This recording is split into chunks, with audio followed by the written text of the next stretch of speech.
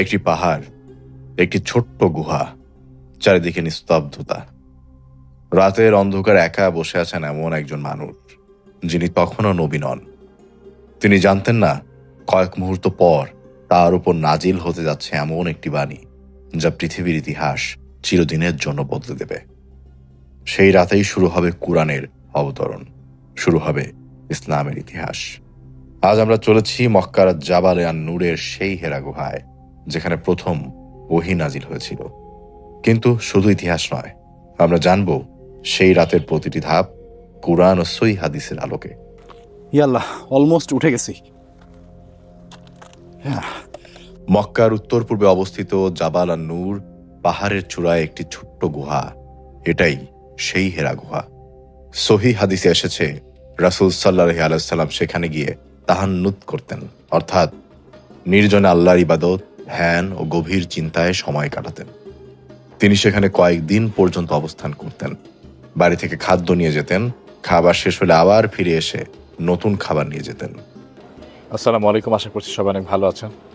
এই মুহূর্তে আছি সৌদি আরবের মক্কায়, এবং আমি এখন যে শপিং মলটার ভেতরে আছি এটা ঠিক জাবালে আল নূর মানে হেরা গুহার যে পর্বতটা তার পাদদেশে অবস্থিত। এর ভেতর দিয়েই গিয়ে সিঁড়ি দিয়ে আমাদের সেই প্রিয় নবী হজরত মুহাম্মদ সাল্লাল্লাহু আলাইহি সাল্লামের উপরে প্রথম যখন কোরআনের ওহী নাজিল হয় সেই গুহা আমরা দেখতে পারবো, সেই হেরা গুহায় আমরা যেতে পারবো। আমি মুখিয়ে আছি এই জায়গাটাতে যাওয়ার জন্য। আমাদের ইসলামের ইতিহাসে খুবই খুবই গুরুত্বপূর্ণ জায়গা এটা, যেখান থেকে আমাদের পুরো মানব জাতির ইতিহাস পরিবর্তন হয়ে গিয়েছে। প্রথম কোরআনের বাণী নাজিল হয়েছে। আমি আসলেই খুবই উৎসুক হয়ে আছি সেই জায়গাটা দেখার জন্য। তো আমরা এই পাশ দিয়ে যাব এবং আপনাদেরকে সাথে নিয়ে আজ জাবালে আল নূর পর্বতে উঠবো হেরা গুহা দেখার জন্য। আরে এই বিড়ালটা দেখতে ঠিক আমার অ্যালেক্সের মতো, same to same. Alex, Alex, ও দেখতে ঠিক আমার অ্যালেক্সের মতো, এক্স্যাক্টলি। মানে অ্যালেক্সের এরকম নিচে দিয়ে সাদা আর উপরে দিয়ে এরকম, কি সুন্দর দেখতে, মাশাল্লাহ। সো আমরা চারজন আজকে সকালে বের হয়েছি এবং আমরা আজকে বেশ কয়েকটা জায়গায় ঘুরলাম। এবং এখানে আমরা দুপুরবেলা একবার এসছিলাম, তো তখন আমরা দেখলাম যেটা বন্ধ করা ছিল এবং ওঠাও যাবে না, প্রচণ্ড রোদ ছিল। নাও তো সবার এনার্জি আছে না?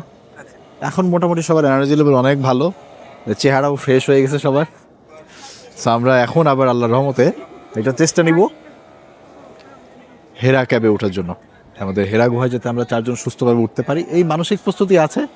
দেখা যাক আমরা কত দূর যাইতে পারি। এর প্রবেশপথটা খুঁজে পেতে একটু সমস্যা হতে পারে, অনেকগুলো গেট লেখা। আপনারা হীরা কালচারাল ডিস্ট্রিক্ট নামে যে শপিং মলটা আছে, এই যে এই মলের ভেতর দিয়ে রোড আছে, সোজা মলের ভেতরে ঢুকে যাবেন, তারপরে দেখাচ্ছি আপনাদেরকে। যদি আপনি ট্যুরিস্ট গ্রুপের সাথে আসেন, বাসগুলো আমার পেছনে আপনাকে নামাবে এবং ওইখান থেকে আপনি সোজা হীরা কালচারাল ডিস্ট্রিক্টের যে শপিং মলটা আছে এর ভেতরে ঢুকে যাবেন এবং সোজা হেঁটে গিয়ে সামনে থেকে বাম দিকে যেতে থাকবে। ওয়াশরুম, নামাজ পড়ার জায়গাও আছে, যার প্রয়োজন ব্যবহার করতে পারবেন। এখানে মাঝ বরাবর এই আর একটা ফাউন্টেন পাবেন হীরা কালচারাল ডিস্ট্রিক্টের। এইখান থেকে সোজা সামনের দিকে গেলেই আপনারা জাবাল আল নূর পর্বতে ওঠার রাস্তা পেয়ে যাবেন। আর আপনারা এই পাশে আসলে এখানে দেখবেন লেখা আছে, এই যে হেরা কেফ এন্ট্রি। ওইখানে যে হীরা ক্যাফে এন্ট্রিটা লেখা ছিল সেইটার সামনে দিয়ে আরও একটু এগিয়ে চলে আসবেন। একদম শেষ মাথায় আসলে এই যে সামনে যে স্টেয়ারগুলো, এই স্টেয়ার দিয়ে গুহায় উঠতে পারবেন। সত্যি বলতে আমার গায়ের শিরশির করতেছে, আমার লাইক হাতের লোম মনে হচ্ছে দেখা যাচ্ছে। আমি ভেতরে আমি অন্যরকম একটা অনুভূতি কাজ করতেছে, যেটা আমি আসলে বোঝাতে পারবো না। ঠিক আমার চোখের সামনে এখন সেই জাবালে আল নূর পর্বত, যেখানে আমাদের প্রিয় নবী হজরত মুহাম্মদ সাল্লাল্লাহু আলাইহি সাল্লাম আসতেন, ধ্যান করতেন।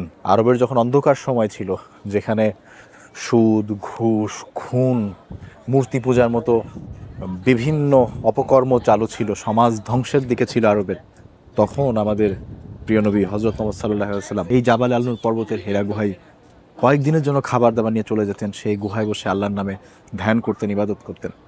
আমি এখন ঠিক সেই পর্বতের সামনে দাঁড়ানো, যেখানে আমাদের ধর্মগ্রন্থ, সর্বশ্রেষ্ঠ আসমানি কিতাব কুরআন নাজিল হয়েছে। এই অনুভূতি আমি ভাষায় আপনাদেরকে বোঝাতে পারবো না। যদি আল্লাহ আজকে সহযোগিতা করেন, আমরা উপরে উঠবো, যেখানে অনেক মানুষ অলরেডি সিঁড়ি বেয়ে উঠছে, এবং যেখানে আমাদের নবীর ওপরে আমাদের সর্বশ্রেষ্ঠ আসমানি কিতাব কুরআন নাজিল হয়েছিল। কোরআনের প্রথম যে ওহী, যে বাণী, ইকরা বিসমিকা নাজিল হয়েছিল জিবরাইল আলাইহিস সালামের মাধ্যমে, সেই জায়গায় আপনাদেরকে নিয়ে যাব। এই হচ্ছে সিঁড়ি। আপনি এই পাশে চলে এসে এই সিঁড়ি দিয়ে বিসমিল্লাহ বলে আল্লাহর নামে হেরা গুহার উদ্দেশ্যে ওঠা শুরু করতে পারবেন। রমজান মাস, রাত গভীর। হেরা গুহায় একা বসে আছেন মোহাম্মদ সাল্লাল্লাহু আলাইহি ওয়াসাল্লাম। হঠাৎ একজন ফেরেশতা উপস্থিত হলেন। তিনি ছিলেন জিবরাইল আলাইহিস সালাম। হাদিসে এসেছে তিনি নবীজিকে শক্তভাবে জড়িয়ে ধরলেন, এতটাই শক্ত করে ধরলেন যে তিনি কষ্ট অনুভব করলেন। তারপর বললেন, ইকরা, পড়ো। রাসূল সাল্লাল্লাহু আলাইহি সাল্লাম উত্তর দিলেন, আমি পড়তে জানি না। আবার জড়িয়ে ধরলেন, আবার বললেন, পড়ো। তৃতীয়বার একই ঘটনা ঘটল। এরপর ফেরেশতা পাঠ করলেন সূরা আলাকের আয়াত 1 থেকে 5, পড়ো তোমার প্রতিপালকের নামে, যিনি সৃষ্টি করেছেন। তিনি মানুষকে সৃষ্টি করেছেন জমাট রক্তপিণ্ড থেকে। পড়ো তোমার রব সর্বাধিক সম্মানিত, যিনি কলমের মাধ্যমে শিক্ষা দিয়েছেন, মানুষকে শিখিয়েছেন যা সে জানত না। এটাই ছিল কোরআনের প্রথম নাজিল হওয়া আয়াত। খেয়াল করুন, প্রথম নির্দেশ ছিল পড়ো, অর্থাৎ ইসলামের প্রথম আহ্বানই ছিল জ্ঞান অর্জনের আহ্বান। ওহী গ্রহণের পর রাসূল সাল্লাল্লাহু আলাইহি সাল্লাম ভীত হয়ে পড়লেন। তিনি দ্রুত পাহাড় থেকে নেমে বাড়িতে চলে এলেন। স্ত্রী খাদিজা রাদিয়াল্লাহু তাআলা আনহাকে বললেন, আমাকে চাদর দিয়ে ঢেকে দাও। তিনি কাঁপছিলেন। এরপর সব ঘটনা খুলে বললেন আর বললেন, আমি নিজের ব্যাপারে ভয় করছি। খাদিজা রাদিয়াল্লাহু তাআলা আনহা বললেন, না, আল্লাহ কখনো আপনাকে অপমান করবেন না, কারণ আপনি আত্মীয়তার সম্পর্ক রক্ষা করেন, সত্য কথা বলেন, অসহায়দের সাহায্য করেন, অতিথিকে আপ্যায়ন করেন এবং মানুষের বিপদে পাশে দাঁড়ান। এই কথাগুলো সহিহ বুখারীর হুবহু বর্ণনার অংশ। এখানেই আমরা দেখি একজন স্ত্রীর অবিচল সমর্থন কিভাবে ইতিহাস বদলে দিতে পারে। একটা বিষয় আপনাদের সতর্কবার্তা দিয়ে দিই, বিশেষ করে আমাদের অনেক দেশি মানুষজন ওমরা করতে এসে, হজ করতে এসে তারা মনে করেন এই জায়গাটা ইবাদতের একটা অংশ। এই জায়গাতে আমাদের ধর্মের সবচেয়ে গুরুত্বপূর্ণ কাজটি সম্পন্ন হয়েছে। আমাদের প্রিয় নবীর ওপরে ওহী নাজিল হয়েছে। আমাদের ইতিহাস, ইসলামের ইতিহাসে খুবই গুরুত্বপূর্ণ একটি জায়গা। তবে এটা ইবাদতের অংশ নয় যে আপনার এখানে আসতেই হবে। শরীর যদি সুস্থ থাকে, সামর্থ্য থাকে, জায়গাটা নিজে দেখতে ইচ্ছা করে তাহলে যাবেন। তবে যাতে অন্য কারো সমস্যার সৃষ্টি না হয় সেদিকে খেয়াল রাখবেন। অনেকে এখানে গিয়ে নামাজ পড়া শুরু করে দেয়, লম্বা সময় ধরে সেই গুহার দেয়ালে হাত দিয়ে দাঁড়িয়ে থাকে, বসে থাকে, যাতে করে অন্য দর্শনার্থী যারা আসেন তারা সেই জায়গাটা দেখার সুযোগ পান না। একটা ভিড় তৈরি হয়ে যায়, যেটা এখানকার যারা অথরিটি আছে তাদের জন্য একটা বিড়ম্বনা সৃষ্টি করে।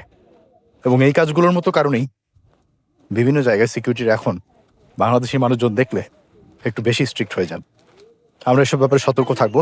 দোয়া করার জন্য, নামাজ পড়ার জন্য মসজিদ আছে, কাবা শরীফ আছে, হারাম শরীফ আছে, আমরা সেখানে গিয়ে করব। এটা আমাদের দর্শনীয় জায়গা, আমরা যাব, দেখব, এর তাৎপর্য বুঝবো এবং সেটা আমাদের জীবনে পালন করব। চিন্তা করছি এখন তো সিঁড়ি আছে, হাতে পানি আছে, উঠতে তাই এত কষ্ট হচ্ছে। বা আমাদের নবী সাল্লাল্লাহু আলাইহি ওয়াসাল্লাম যখন এই পাহাড়ে উঠেছিলেন এবং ধ্যান করতেন, তখন তো আর এই সিঁড়ি ছিল না। কি পরিশ্রমটা করে তিনি এখানে আসতেন। ভাই কেমনে কিন্তু ইয়াতে ইয়া করেন না? হ্যাঁ তো ম্যাক্সিমাম ব্লগে আমি দেখি।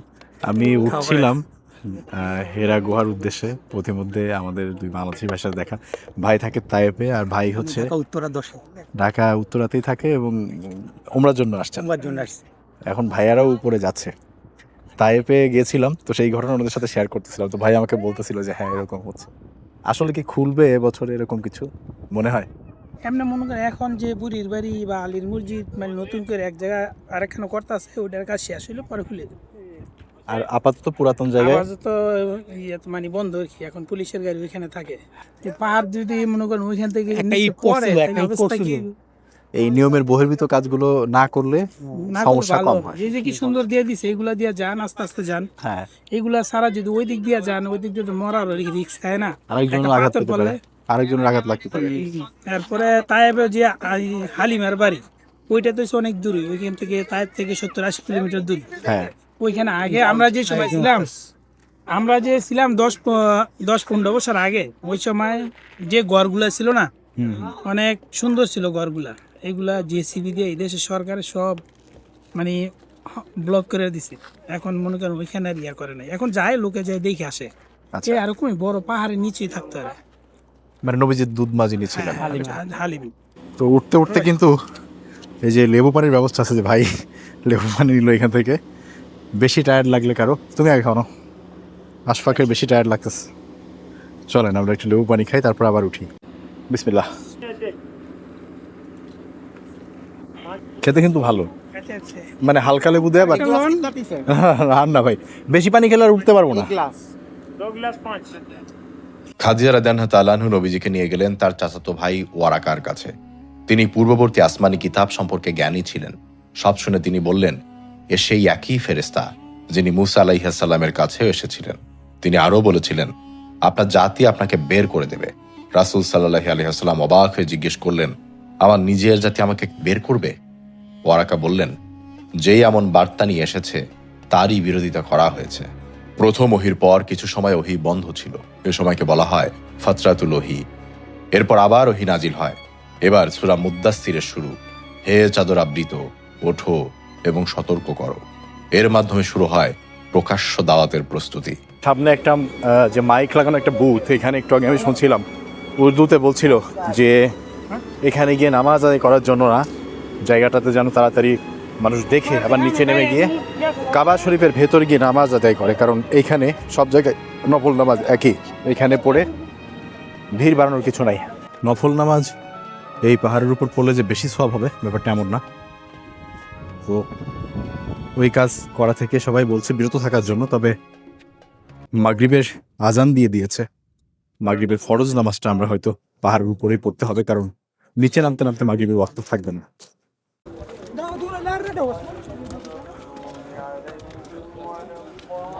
এখানে মাগরিবের নামাজ আদায়ের জায়গা ছিল, এই যে আমার পাশে অনেকেই পড়ছিল, এখানে মাগরিবের নামাজ আদায় করে নিলাম। তারপর আবার আরো কিছু পথ বাকি আছে, চলেন আমরা উপরের দিকে উঠি। আমরা জাবাল আলুন পর্বতের চূড়ায় এসে গেছে, এই পথ দিয়ে যেতে হবে আমাদের সেই হেরা গুহায়। আজও লক্ষ লক্ষ মানুষ হেরা গুহায় যান। তারা সেই জায়গাটি দেখতে চান যেখানে প্রথমবার আসমান থেকে পৃথিবীতে নাজিল হয়েছিল আল্লাহর বাণী। কিন্তু মনে রাখা জরুরি, ইসলামের হেরা গুহা জিয়ারত করা কোনো ইবাদত নয় এবং এর জন্য বিশেষ কোনো ফজিলত সহিহ হাদিসে বর্ণিত হয়নি। এটি মূলত ইসলামের ইতিহাসের একটি গুরুত্বপূর্ণ স্থান। পাহাড়ে যে ছোট্ট চিপা যে গুহাটা দেখা যাচ্ছে, সরু ছোট্ট সরু যে গুহাটা দেখা যাচ্ছে, ওটাই হেরা গুহা। আমরা ওখানে যাবো ইনশাআল্লাহ। এই পথে একটু নিচে নামলেই হচ্ছে হেরা গুহা।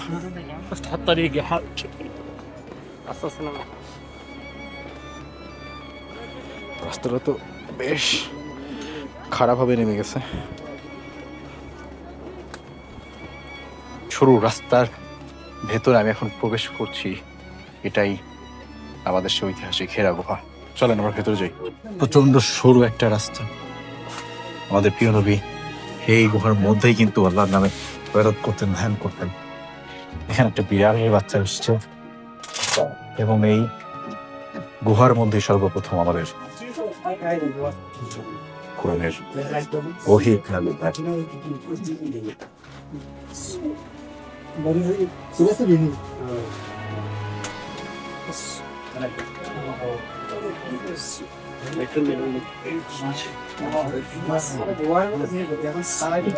ভাবছি এত সরু একটা গুহা, এর ভেতরে আমাদের প্রিয় নবী মুহাম্মদ সাল্লাল্লাহু আলাইহি সাল্লাম ধ্যানে মগ্ন থাকতেন মানব জাতির ভালোর জন্য।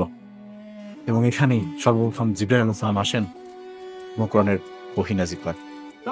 হে আল্লাহ, আমার হাজার কষ্ট সার্থক যে আমি নিজে এই পাথর স্পর্শ করে যেতে পেরেছি এবং আমি এই জায়গাটা আমি নিজের চোখে দেখতে পেরেছি। এটা কোনো ইবাদত নয়, তবে মানুষের একটা ইচ্ছা থাকে যে তার ধর্মীয় যে জায়গার গুরুত্ব রয়েছে সেগুলো গিয়ে এসে দেখা, সেটাতে আমি সফল। হি আল্লাহ, আলহামদুলিল্লাহ, আলহামদুলিল্লাহ, আলহামদুলিল্লাহ। কখনো কি ভেবে দেখেছেন পৃথিবীর সবচেয়ে বেশি ভুল বোঝা বিষয়গুলোর একটি হয়তো ইসলাম, অথচ যে ধর্মের শুরুই হয়েছে পর শব্দ দিয়ে, যে ধর্মের পরিচয় রহমত, সেই ধর্মকে অনেকেই কত সহজেই ঘৃণার চোখে দেখে। আমাদের প্রিয় নবী মুহাম্মদ সাল্লাল্লাহু আলাইহি সাল্লাম কখনো মানুষকে ঘৃণা করতে শেখাননি। তিনি শিখিয়েছেন মানুষের হৃদয় জয় করতে। তিনি বলেছেন, যে পৃথিবীর মানুষের প্রতি দয়া করে না আসমানের মালিকও তার প্রতি দয়া করেন না। সুনান আল তিরমিজি। পবিত্র কোরআনে আল্লাহ বলেন, যারা তোমাদের বিরুদ্ধে যুদ্ধ করেনি এবং তোমাদেরকে ঘর বাড়ি থেকে বের করে দেয়নি, তাদের প্রতি সদাচরণ ও ন্যায় বিচার করতে আল্লাহ তোমাদের নিষেধ করেন না। সূরা আল মুমতাহানা। আরো আশ্চর্যের বিষয়, ইসলাম শুধু অন্য ধর্মাবলম্বীদের সঙ্গে ভালো আচরণই শেখায় না, তাদের উপাস্যকে অপমান করতেও নিষেধ করে। কারণ অপমান কখনো সত্যের পথ খুলে দেয় না, বরং বিদ্বেষ বাড়ায়। সূরা আল আনাম। আজ পৃথিবীর অনেক মানুষ ইসলামকে ঘৃণা করেন, কেউ না জেনে, কেউ ভুল তথ্য শুনে। যে ধর্মের মানুষ ইসলামের বিরুদ্ধে বিদ্বেষ ছড়াচ্ছে, সেই ধর্মের কেউই কখনো কোনো অন্যায় করেনি। ইসলামকে জানতে হলে দেখতে হবে সেই মানুষটিকে, যিনি নিজের ওপর নির্যাতনকারীদের জন্যও প্রতিশোধ নয়, হেদায়েতের দোয়া করেছিলেন, যিনি ক্ষুধার্তকে খাইয়েছেন, এতিমের মাথায় হাত রেখেছেন, প্রতিবেশীর ধর্ম জিজ্ঞেস না করে তার খোঁজ নিয়েছেন। হয়তো পৃথিবী আজ আরো সুন্দর হতো যদি আমরা একে অপরকে ঘৃণা করার আগে একটু জানার চেষ্টা করতাম, যদি ধর্মের নাম শুনে নয়, মানুষের চরিত্র দেখে বিচার করতাম, যদি বিদ্বেষের বদলে একটি প্রশ্ন করতাম, আমি কি সত্যিই জানি?